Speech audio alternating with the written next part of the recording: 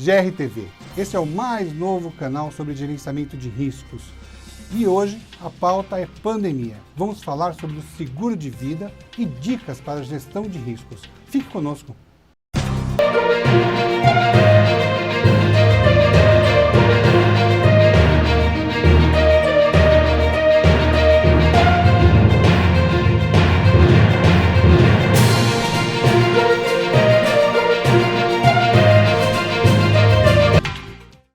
GRTV é um canal de debate e notícias sobre os temas relacionados ao gerenciamento de riscos. Esta é a edição de 24 de abril de 2020. Eu sou Paulo Alexandre e participam do programa Francisco Galiza, que é economista. Tudo bom, Galiza? Tudo bem, gente. Um abraço a todos. Leonardo Cerqueira, do Fórum de GR. Olá, Paulo e colegas. É um prazer estar aqui com vocês. Josusmar Souza, que é corretor de seguros especializado em seguros de vida. Olá, pessoas, tudo bem? É um prazer estar com vocês aqui. Prazer é todo nosso. E o advogado Dr. Paulo Henrique Minhoto, da Minhoto Advogados. Olá, boa tarde. Muita satisfação de estar presente. E Fernando Simões, diretor executivo do Sindiceg SP. Tudo bom, Fernando? Tudo bem, boa tarde a todos aí, obrigado por estar aqui nessa bancada. Muito bom. Estamos gravando por meio de videoconferência por conta da pandemia. Sejam bem-vindos e vamos começar então falando um pouco com Galiza sobre o que você trouxe para a gente, Galiza. Paulo, primeiro eu queria ressaltar a iniciativa fantástica, né, de começar a desenvolver programas, né, para o gerenciamento de risco, né, para os gerenciadores de risco, que é o nosso público-alvo principal, né. E o segundo ponto é que a forma, né, que a gente, como a gente vai ver, são profissionais de diversos aspectos, com diversos tipos de trabalho, né, discutindo o mesmo tema, que dá uma visão enriquecedora e ampla sobre o assunto de hoje, né. Bem, eu considero, a gente não poderia começar, obviamente, nenhum programa sem falar da pandemia, né? Eu acho que a pandemia é a Segunda Guerra Mundial da nossa geração, né? A gente tem hoje, nessa semana, alcançando 200 mil mortes, até onde vai chegar, talvez 300 mil, 400 mil, né? É claro que não teve uma dimensão na Segunda Guerra Mundial, que matou 80 milhões de pessoas em 6 anos, ou nem mesmo uma gripe espanhola, que matou 50 milhões de pessoas logo em 1918, 1919, logo após a Primeira Guerra Mundial. Mas, de qualquer maneira, né, num evento desse, ele vai trazer muitas modificações, uma alteração grande, uma alteração de comportamento da população, uma alteração econômica, uma alteração até certo ponto política, uma alteração social e uma alteração também no mercado de seguros. De alguma maneira, vai alterar como em longo prazo, vai ter efeitos no curto prazo, médio prazo e longo prazo. Obviamente, no curto prazo, este ano, houve uma queda de demanda, mas, enfim, no médio prazo também vai alterar. Então, é isso, Paulo. A coisa ainda está desenvolvendo e vai ser muito interessante a gente ouvir as opiniões de todos aqui, nossos especialistas, no dia de hoje, né? Então vamos lá, vamos começar aqui com a mesma pergunta que eu vou fazer para todos os participantes. Começo com o Leonardo. Como você vê a influência da pandemia no mercado de seguros, principalmente no seguro de vida, dentro do enfoque da sua atuação de gerenciamento de risco? Paulo, sem dúvida, uma pergunta importante e eu vou começar só um pouquinho antes aí da resposta, que na verdade, é o seguinte: a gente tem um problema que na maioria das empresas, lá no momento do seu plano de risco, a sua análise de possíveis agressores, pouquíssimas tinham a capacidade de prever algo do tamanho dessa pandemia, desse problema que nós estamos passando. E daí, por consequência, também não prevendo, não tinha ali um plano de contingência adequado, enfim. E então o que nós percebemos num primeiro momento foi essa questão, então a falta de previsibilidade desse tipo de situação e uma demora na resposta, né? E mesmo quando houve a resposta, verificamos também que as empresas, ou pelo menos boa parte delas, fez essa resposta sem ter a certeza de que está fazendo o plano correto, né? Então, acho que esse é o principal ponto em relação ao que ocorreu na pandemia, em relação especificamente à gestão de risco. O que notamos também é uma significativa mudança no perfil dos riscos, né? Exemplo, cargas que até então não eram de risco passaram a ser, né? Exemplo, álcool em gel, máscaras e correlatos, principalmente produtos ligados ao controle do Covid, né? E também a questão do seguro de vida, nós observamos assim, algo que não é cultural, né, no nosso país. Então as pessoas têm mais preocupação em proteger o seu carro, o seu imóvel, do que a sua vida, e tem observado aí com a perda de pessoas próximas, né, o quanto isso é dificultoso para a família, até para dar continuidade. Então esses são os pontos principais que na gestão de riscos nós observamos e que a partir deles temos muita lição de casa aí para fazer para as próximas ocorrências, que esperamos que não tenhamos nada parecido com isso, mas não vai deixar de estar no radar daqui para frente. Então, Fernando, como você vê a influência da pandemia no mercado de seguros? Principalmente o seguro de vida. Eu acho que a influência no mercado de seguros foi muito ampla, né? Porque, primeiro, você tinha de uma semana de normalidade, onde todo mundo pegava um transporte, ia trabalhar, ia para o fórum, ia no mercado. Ninguém estava olhando para uma situação de interrupção abrupta como foi. No espaço de uma semana, todo mundo teve que parar, um trem carregado de muita coisa, deu uma freada brusca e tudo teve que se ajustar nessa freada brusca. Nós estamos falando de milhares de pessoas que estavam trabalhando em escritórios, nem 2% acho que trabalhavam em home office, e de repente o índice chegou a 95% de home office. Então, isso estou falando do mercado segurador, e assim vale também para muitas outras empresas.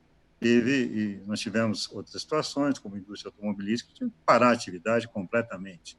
Você não vai fabricar um carro de casa, né? Então, é muito diferente a situação, e talvez até mais dramática. Então, acho que a nossa resposta em termos de atividade, aí incluindo também os corretores de seguros, foi muito rápida. Muito rápida, considerando que isso não teve aviso prévio, isso veio uma ordem e falou, vamos parar. E teve que parar mesmo, quer dizer, é para suspender o máximo possível para não vir ordens mais duras. Então, eu acho que, nesse particular, eu acho que houve assim uma resposta muito intensa da sociedade para aquelas atividades que podiam, né? Você tinha uma internet em casa, tinha um computador, você conseguia, de alguma forma, estar conectado, estar no mundo, que é o que nós estamos fazendo agora. Ou seja, se a gente tivesse em atividade normal hoje, a gente estaria cada um no seu escritório, cada um numa situação diferente que estamos hoje. E eu acho que essa resposta do mercado foi até melhor do que outras atividades, e a gente vai analisar. Você pegar banco, está muito mais prejudicado com a atividade do que o mercado segurador está. Eu estava, há poucos dias atrás, numa reunião, a gente chama de intersindical, que é corretores e seguradores juntos.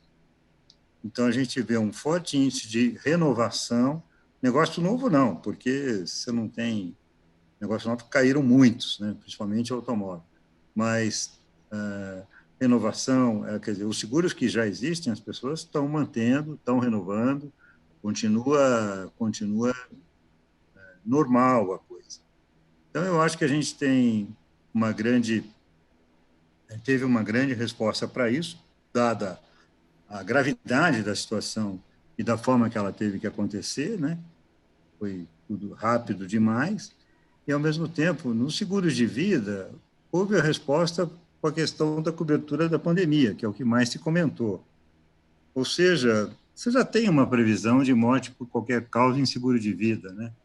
E aí, claro, poderia escolher risco de pandemia e tal, mas com uma questão até humanitária e também, evidentemente, de reservas que suportam, foi mantida a cobertura. Então, eu acho que, diante de um cenário tão grave, tão difícil, tão complicado, com tantas consequências econômicas, com tantas pessoas, principalmente na faixa de renda mais baixa, que vão passar por privações que já estão passando, e com a resposta que a gente tem dificuldade para dar, mas o governo aí está procurando, através dos programas sociais, melhorar o mínimo possível, dar o mínimo de dignidade para as pessoas não passarem fome, eu acho que a gente vai ter dias muito duros ainda, muito preocupantes, tem muita coisa para ser feita, mas a capacidade de sobrevivência é muito grande, né? Isso nos dá bastante segurança em relação à atuação do mercado de seguros para sustentar essa situação no país, né? Muito bom. Doutor Paulo Henrique, então, como o senhor Boa vê tarde. a influência... Boa tarde, tudo bom? Tudo. Como é que o senhor vê, então, a influência da pandemia no mercado de seguros? Principalmente seguro de vida. O que vai existir no meio jurídico, tá, também é uma situação completamente nova, tá, inesperada, que nunca convivemos, que apesar de já terem ocorrido outras pandemias, como muito bem falou o Francisco Galiza, é a primeira que vai ocorrer dentro da globalização, certo? Na globalização, decisões que estão sendo tomadas em outros países vão basear e fundamentar também o que ocorre aqui no Brasil, tá? Isso vai ser utilizado, como a gente falava há pouco, a respeito do protocolo de realização de eventos, esse tipo de situação. Então, o meio jurídico, ele sabe que vai afetar os mais diversos ramos de seguro, tanto de bens como o de pessoas, né? Ele sabe disso, está consciente, sabe que esses contratos de seguro possuem essa cláusula de pandemia, né, da exclusão de cobertura para essa garantia, mas, por outro lado, toda essa situação humanitária, esse lado, essa questão da solidariedade que vai despertar nos cidadãos, também vai mexer com o juiz. O juiz também, se ele tinha uma visão mais contratualista, ele também vai ter o emocional dele modificado a partir dessa pandemia. Isso vai, mesmo que ele se mantenha imparcial, eu creio isso, que ele também vai passar a ser uma decisão mais humanitária também. Isso pode afetar o mercado de seguros, sim, tá? Então, nós vamos nos deparar agora com as mais diversas espécies, né? Eu pessoalmente, da Minhoto, a gente já tem estudado os reflexos disso para ver como que vão ser as alternativas da gente de sair ou não, e acredita que vai ser que a seguradora que tentar aplicar um seguro de bem, alguma coisa do tipo com relação à pandemia, vai ter um retorno da parte contrária como uma cláusula abusiva, vai se voltar a discutir com muita frequência o prévio conhecimento do contrato. Realmente, essa seguradora levou aquele consumidor a conhecer plenamente essa condição, né? Então, essas situações vão trazer debate. No próprio seguro de vida, uma seguradora que, porventura, não venha a querer aplicar como a grande maioria já decidiu fazer, venha a querer aplicar a cláusula de excludente de cobertura. Entendeu? Então, os reflexos são ainda muito incertos, é tudo muito novo. A medicina está sofrendo, né, arduamente, porque é uma novidade total. A ciência do direito, ela também sofrerá. Sem dúvida nenhuma, ela sofrerá. E muito menos, é óbvio, né? Mas também os casos que forem aparecendo que vão permitir as soluções serem encontradas. É novidade em termos jurídicos também, né? Total. Tá bom. Total. E não só no campo do seguro de vida, isso pode atingir outros seguros, né? Sim, uma questão do desemprego, né, no seguro-desemprego, uma parcela de uma escola que o pai deixou de pagar, que juiz numa cobertura para o pagamento da mensalidade escolar, que juiz que vai aplicar uma cláusula dessa? De exclusão, perda do direito. Exatamente, todos esses ramos. E até com relação a hoje a postura da seguradora de fazer o pagamento da indenização por uma questão humanitária, também vai ser discutido pelo acionista. Porque a seguradora hoje, ela simplesmente olhar que ela vai ter uma postura humanitária, né? Ela vai ter uma postura humanitária e vai começar a pagar as indenizações pela situação, como muito bem colocou o Fernando. Tá? E o acionista dessa empresa, como ele vai se colocar? Né? O lucro dele vai diminuir, ele vai aceitar isso? Na hora que chegar lá a conta para ele, falando, olha, a companhia de seguro entendeu que não tem que indenizar, que tem que indenizar nesses casos, mesmo existindo uma previsão no contrato que não teria cobertura, isso baixou a sua lucratividade, ele não pode vir a exigir futuramente dessa empresa, que ele é acionista, que ele não aceita, porque não fazia parte do contrato cobrir essa situação, tá certo? Então, a gente vai se deparar agora com situações que não temos como imaginar ainda. Mas o pouco que a gente se debruça consegue abrir um leque para tudo. Um leque para tudo. Os casos que aparecerem que vão mostrar para a gente realmente como sair. O que cabe é a gente estar preparado.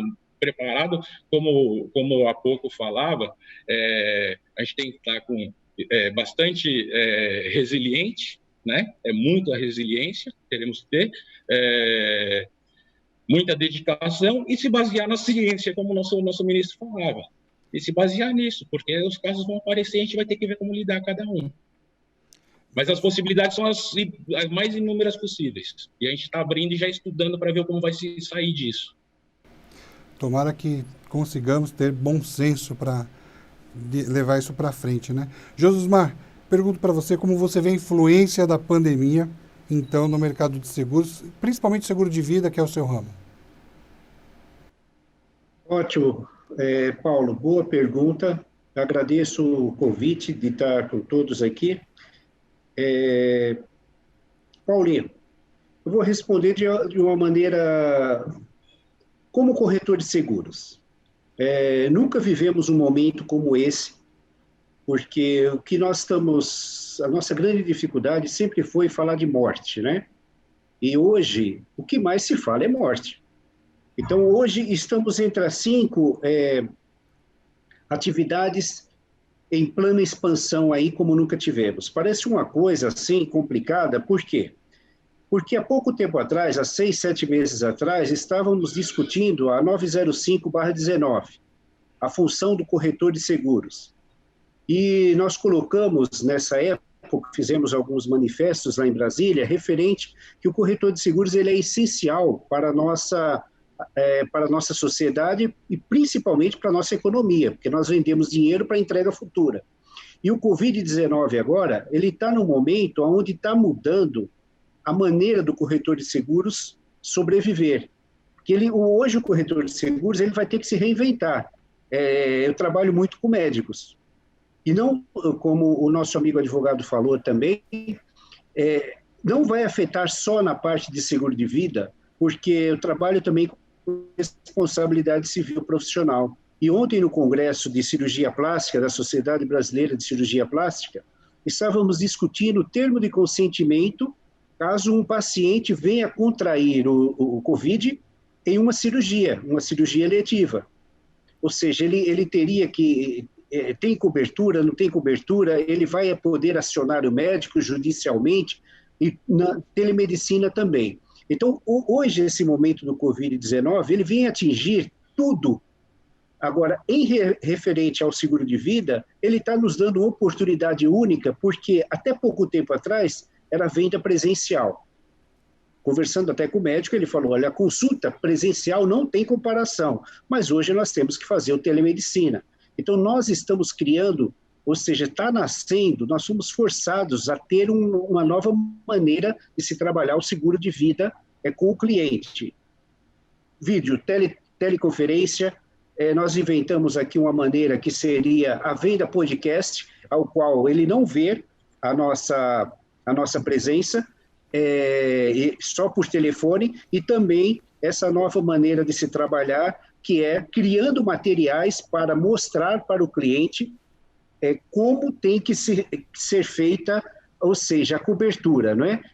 E uma das coisas que a gente mais tem percebido é a demanda, porque antigamente ninguém levantava e pensava, hoje eu quero fazer um seguro de vida, amanheci com vontade de fazer um seguro de vida. A quantidade de ligações e aceitação das reuniões com o cliente, só hoje de manhã tivemos quase 25 reuniões via teleconferência dos nossos representantes, dos nossos corretores com os clientes. Então, eu diria que é um momento único. Tivemos a primeira grande guerra, aí teve lá a peste. Depois tivemos a quebra de Nova York, em 29, depois a Segunda Grande Guerra, depois a Guerra Fria, depois o Lehman Brothers, e agora, ou seja, nós vivemos momentos da história onde você convive com catástrofes. Então, nós vamos ter que saber conviver com o corona, porque os estudos que foram feitos lá, inclusive lá no MDRT também, que é uma coisa que talvez atinja até 2025. Deixa eu fazer uma pergunta. Essa tua impressão é geral, né? De todos os vendedores de corretores, você conversa com seus pares, né? Essa maior demanda, essa maior aceitação não é apenas na sua empresa, são em outras empresas também, né? Eu tenho conversado bastante com o pessoal das seguradoras, né? E eles estão enxergando e estão sentindo isso também, Galisa. Porque, pelo menos as pessoas especialistas em seguro de vida, seja na companhia A, na companhia B ou na companhia C, aqueles que têm especialização estão tendo um resultado acima da média, só para você ter uma ideia. Agora, aquele outro corretor que nunca trabalhou com seguro de vida, ele vai ter que buscar um outro tipo de trabalho também, ou seja, ele vai ter que se especializar, ele vai ter que estudar, ele vai ter que fazer alguma outra coisa para entrar também nesse boom. Eu diria que nós somos forçados, querendo ou não querendo, a entrar na era digital, que era uma relutância do corretor, e agora em seguro de vida também. Né? Durante 40 anos, o automóvel foi o número 1.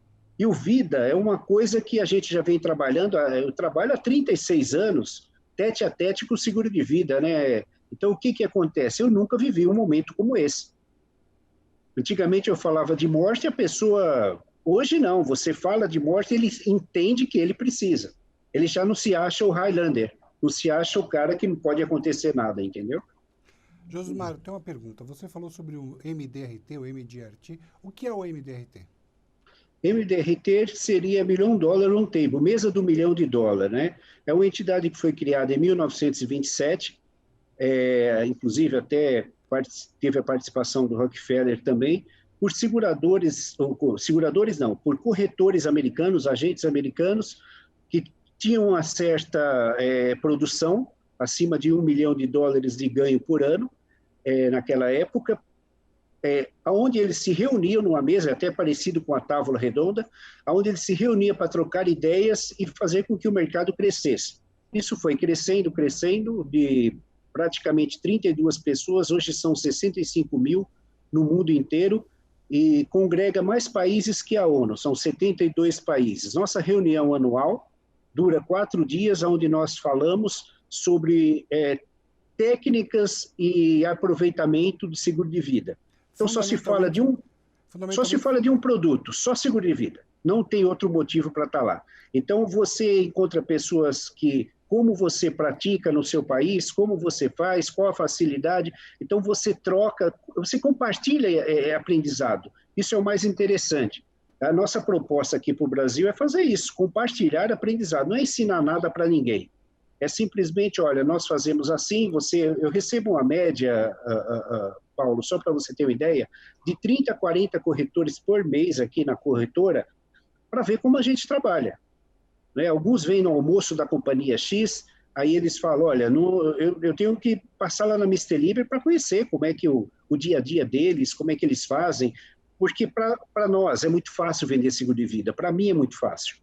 Agora, para as pessoas tem um certo tabu, principalmente para quem trabalha em automóvel, entendeu? E o MDRT, para a gente, foi um divisor de águas, antes e depois. Muito bom. Bom saber que Entendeu? existe um clube que ajuda a preparar as pessoas para trabalhar esse seguro que é tão importante para a proteção da família. Exatamente. Eu considero o seguro mais nobre, porque ele protege os inocentes, ele protege o seu legado, ele protege o que você preparou durante toda a sua vida, né? Além de ser uma prova de amor. É uma prova de amor. Só faz seguro quem ama. Eu costumo dizer para o meu pessoal, se ele faz a pergunta de manhã, quem tu ama e quem te ama, não é? Muito bom. Quem tu ama e quem te ama. Faz todo sentido. Bom, chegou a hora de fazer um participante fazer a pergunta a outro participante. Vamos começar com o Leonardo. Leonardo, para quem você vai fazer a pergunta e qual é a pergunta? Paulo, eu gostaria de fazer uma pergunta para o Fernando. Fernando, como que você observou nas seguradoras, como que foi a questão da agilidade delas em relação a essa tratativa de cobertura ou não relacionada à pandemia, notadamente o caso do Covid, e o que você enxerga que saia desse trabalho? O que poderão vir de novos produtos ou de legado que permaneça no mercado aí para as futuras transações? Bom, diria o seguinte, nós temos que olhar coisas sobre dois ângulos. Um foi o nível de resposta das empresas, de maneira geral, que tinham riscos excluídos, que logo se posicionaram no sentido da cobertura. Então, eu acho que essa foi uma resposta rápida, ela demorou menos de 3 semanas, 2 semanas para vir, praticamente todas as seguradoras se posicionaram. Evidentemente que isso é um trabalho que envolve acionistas, é um trabalho que envolve também estudos técnicos e principalmente o suporte financeiro para você fazer isso, você tem que estar com reserva suportada para isso. Então, não é uma coisa tão trivial assim, mas a resposta acho que foi rápida, muito rápida. A questão mais importante que eu vejo não é propriamente, como o Galiza já falou, a primeira pandemia que a gente vive, assim, de uma maneira, é uma terceira guerra, enfim, é uma situação muito particular que a gente está vivendo, né? Preocupa todo mundo, preocupa quem tem idade, quem tem meia idade, quem tem filho pequeno, enfim, não importa a idade, preocupa a todos, mas eu acho que essas questões de indenização humanitárias precisam ser olhadas ou vistas de uma maneira mais técnica e atoralmente falando. Eu acho, assim, não que eu não seja a favor de haver cobertura, porque nessa hora do desespero, todo mundo procura o seguro e lembra muito. São Francisco passou por isso e foi feito um apelo no sentido de que paguem, independente da exclusão, paguem o sinistro. Por quê? Porque aquilo foi um horror. Imagina uma cidade dizimada, né? Nós aqui também tivemos a preocupação, de repente, ter várias vítimas aí dizimadas, ainda o número é relativamente pequeno, quer dizer, falar em 2.500 mortes não é nada agradável, mas é um número ainda pequeno. A gente sabe que esse número vai ser maior e boa parte disso vai ter um seguro de vida atrelado, com certeza. O que eu acho importante na indenização humanitária é haver a previsibilidade para isso, ou seja, a atuária atuando junto, ou seja, talvez você possa criar coberturas, linhas de coberturas ou linhas de produtos que dê esse tipo de extensão, mas para isso você pague algo mais, entendeu? Para isso você dê o suporte de prêmio para que haja a resposta que você espera. É uma linha, não sei, eu só acho o seguinte, que a gente não pode achar que o seguro tem que cobrir tudo, porque realmente, senão, nós não vamos sobreviver, o mundo não sobrevive quer dizer, com sobressaltos dessa magnitude.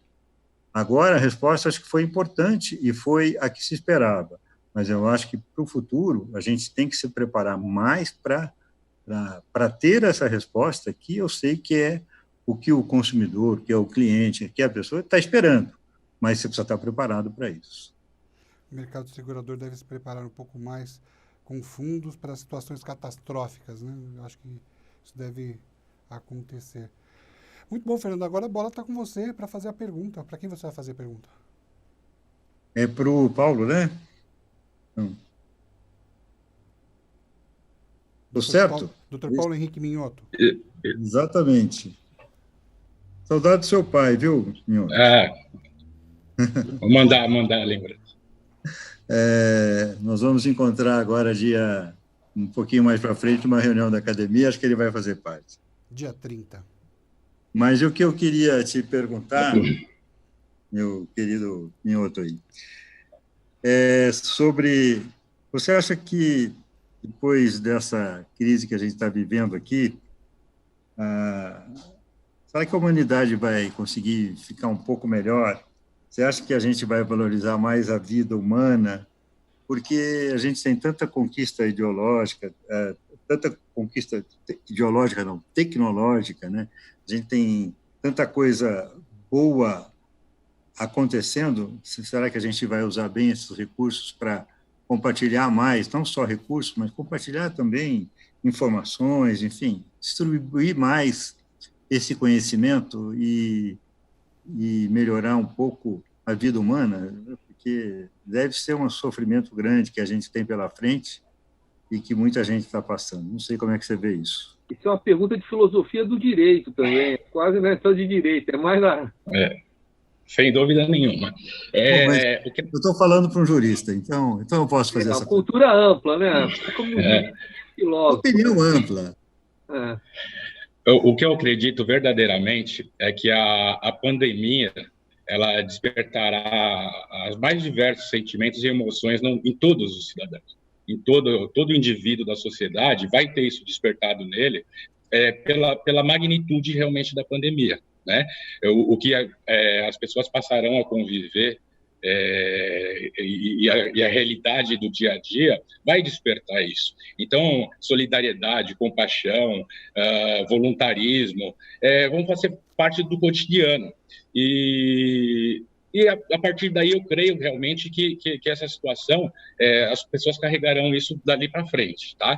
Mas aí com relação inclusive com essas mudanças, as questões tecnológicas, né? A gente abordar como a mudança do home office, como colocaram, né? Apesar que todo mundo hoje está num home office numa situação diferente do que foi criado. Porque a gente está do home office da quarentena, que é diferente, que a pessoa está trabalhando com a esposa que não pôde ir para o trabalho dela, com toda a família reunida. Ele não está com tanta facilidade para se isolar como home office, que vai ser mais fácil ainda no home office fora a quarentena, né? Que isso eu acho que vai ser algo permanente também, desses ganhos nesse dia a dia. Mas com relação à pandemia, o que se vê na situação é que as nações em si, eu acredito que todos vão mudar a forma com que eles agiam antes. Por quê? Porque viram que não podiam depender tanto um dos outros, né? Você vê, a pandemia chegou primeiro na China, a China fechou, a Volks no Brasil não conseguia porque não recebia peça para completar o carro. Aí, enquanto está a pandemia no outro país, essa interdependência entre as nações, todos enxergaram agora que não vai poder permanecer, que é até como se tivesse que reanalisar a globalização nesse aspecto, porque se verificou uma dependência muito grande de países que também podem estar parados, e aí você precisa de uma máscara, aquele que produz, ele está produzindo para ele e não tem como produzir para você, né? Você não tem um reagente para um... Então, nesse aspecto, vai gerar para as nações um individualismo dela, porque ela tem que se olhar mais para dentro dela, ela tem que garantir esses insumos básicos, uma produção interna e não depender mais de ninguém, né? É assim que eu vejo, mas o indivíduo em si, eu acredito que ele vai ficar mais voluntarioso, de alguma forma, com mais compaixão. Aí também, só um complemento também, que eu acho que pode ser um novo futuro também, é a questão desse salário social, esse auxílio de emergência que está sendo dado no Brasil, né? R$600, de repente isso aí se torna aquele salário para todos os indivíduos, né, Galiza? De repente, isso pode se tornar uma coisa também perene aí, não sei. Claro que isso tem um custo violentíssimo. Renda mínima, né? Né? O projeto de renda mínima. Na época Suplicy, né? Mas nós, como o Paulo falava, nós vamos estar mais sensíveis a essas questões, né? A gente tem que estar mais sensível a isso aí, porque tem muita gente que sofre, gente, e ainda mais numa época como essa, sofre mais ainda, né? Nós aqui temos o nosso nível de privilégio, graças a Deus, estamos aqui, cada um pode estar na sua casa, pode estar onde for, mas está com um certo grau de conforto, conseguindo se manter, conseguindo, de alguma maneira, tocar a vida. Mas muita gente não está, né? Continua, quer dizer, depende de vender a balinha lá no farol, no dia a dia, para levar alguma coisa para casa. Então, mas, sem dúvida, Fernando, sem dúvida, até porque, se olhar a dependência, não pode mais permitir hoje que a sociedade tenha essa desigualdade enorme como tem hoje, porque uma gera consequência na outra.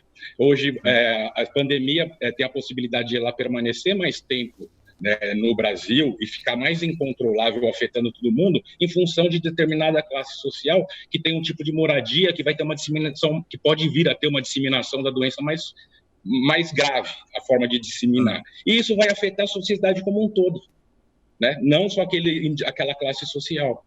Ela vai, um depende do outro, né? Então, realmente vai modificar, sim, a forma de enxergar todo mundo. Ok. Doutor Paulo Henrique, então a pergunta agora é sua. Para quem o senhor vai fazer? É para o Josumar, né? O Josumar, eu gostaria de saber, né, do Josimar, como ele vê a questão das 26 seguradoras, né?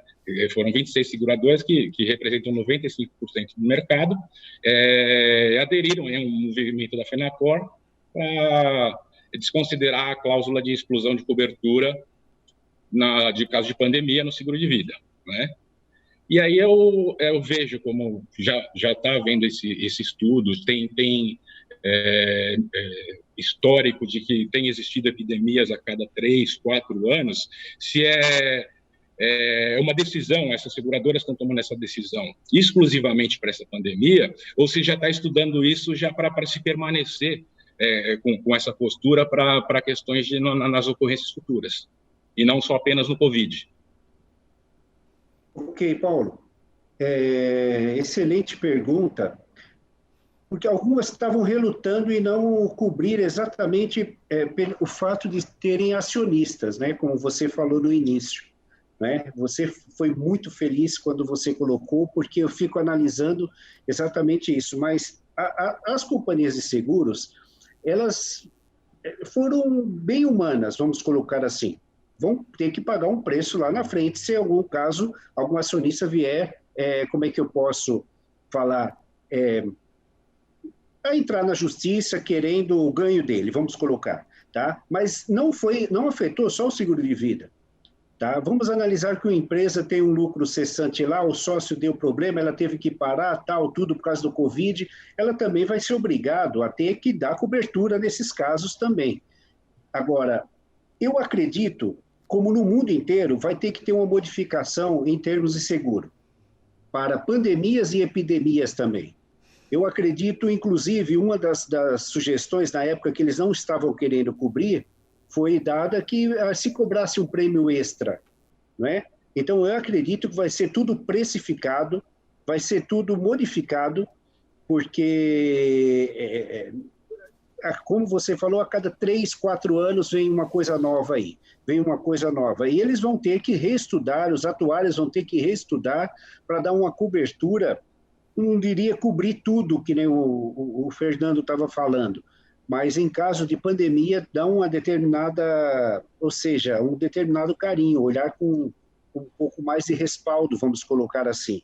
E eu acredito que todas as companhias vão ter, não só essas 26, mas todas vão ter que ter um prisma futuro de modificação de produtos e de modificação de mercado também. Eu acredito que vai acontecer isso, né?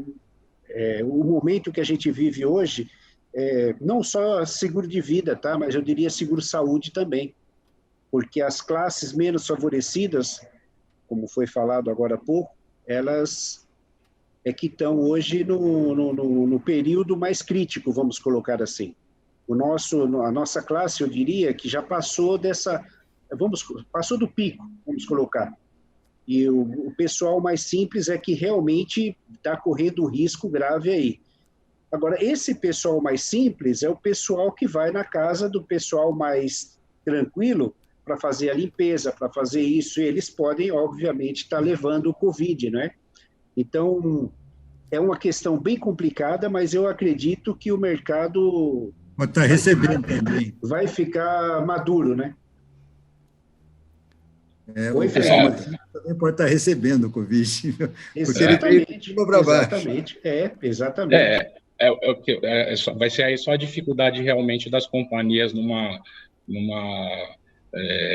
avaliar o tamanho do risco, como que vai avaliar o tamanho do risco, né? A partir do momento que você assumir uma cobertura para a pandemia, né? A dificuldade das companhias verem o risco que ela vai estar assumindo.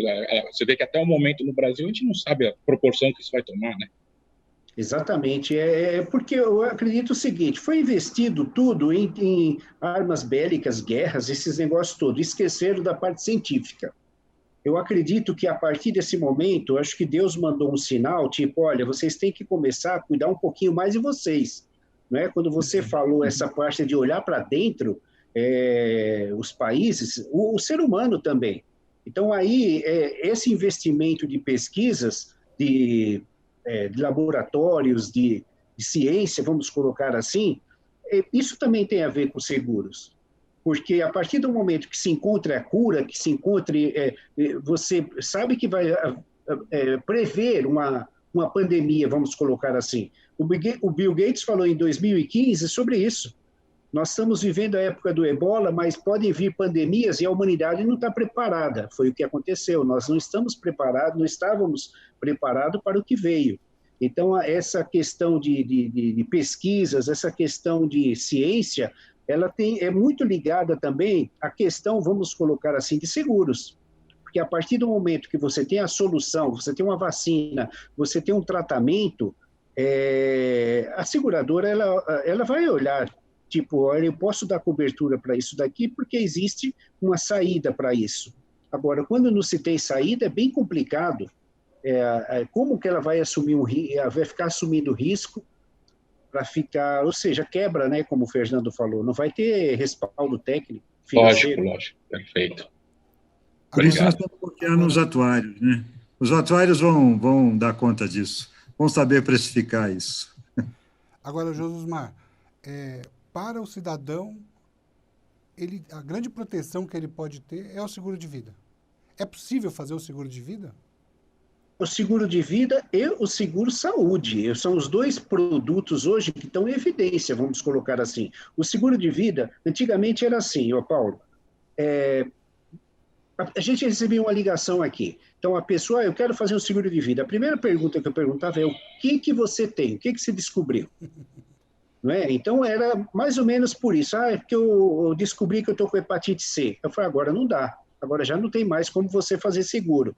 Então, hoje, o seguro de vida está sendo... nós estamos enxergando porque devido a tudo que está acontecendo. O seguro de vida, ele se vende por medo.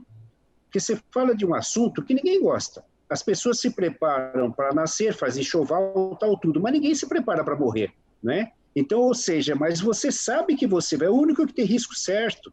Não tem outro. O outro é se bater, se roubar e tal. O seguro de vida é quando. A questão é quando, né? Então, hoje, tanto o seguro de vida como o seguro saúde, eles estão tendo, estão em evidência, vamos colocar assim. E dá para fazer evidência. Dá para fazer seguro de vida e seguro saúde mesmo dentro da pandemia? Dá para fazer. Hoje as companhias, inclusive, têm a própria carência de 90 dias, vamos colocar assim, mas dá para fazer o seguro de vida sim, já tem aceitação. Muito bom. Josmar, agora é você cumprindo todas as carências, né? Aí você tem a cobertura. Muito bom. Então agora você que faz a pergunta, para quem você vai fazer a pergunta? Eu vou fazer para o Léo. Léo, Só sobrou o Léo. Só sobrou. Como o seguro de vida entra no gerenciamento de risco e se ele é considerado como elemento estratégico para dar mais tranquilidade às seguradoras, Léo? Bom, ficou por último, mas é uma ótima pergunta aí. Obrigado por ela.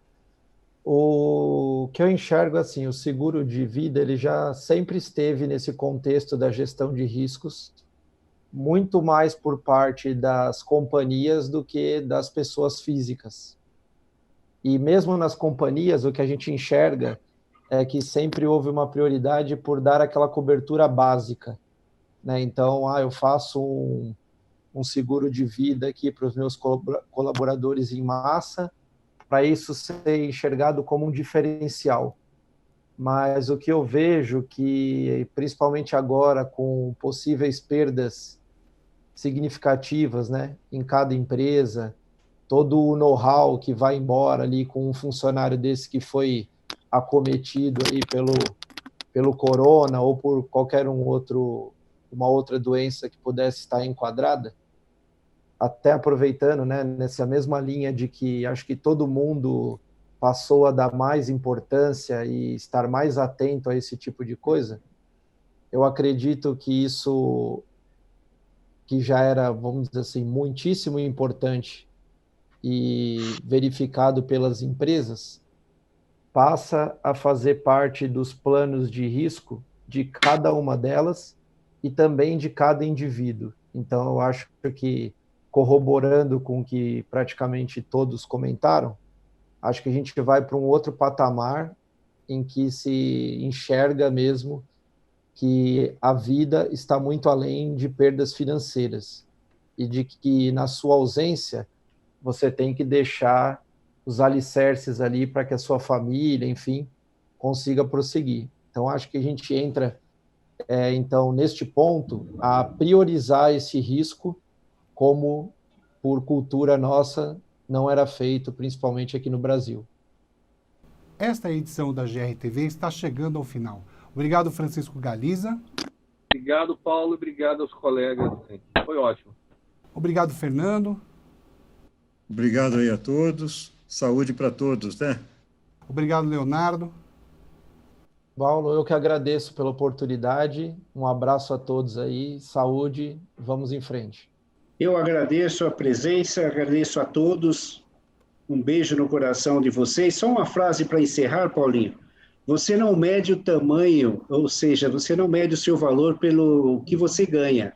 Você mede o seu valor pelo tamanho dos problemas que você resolve. E obrigado, Dr. Paulo Henrique. Eu que agradeço a presença, Paulo, por todos, realmente. Como eu falei, a gente está debruçado lá, analisando essas questões, e é muito importante a gente ver o enfoque por outras visões, outros problemas que vocês nos apontaram também. Isso vai colaborar bastante conosco. E que todos tenham resiliência e fiquem em casa, né? E obrigado a todos que assistiram ao programa. Um forte abraço e se cuidem.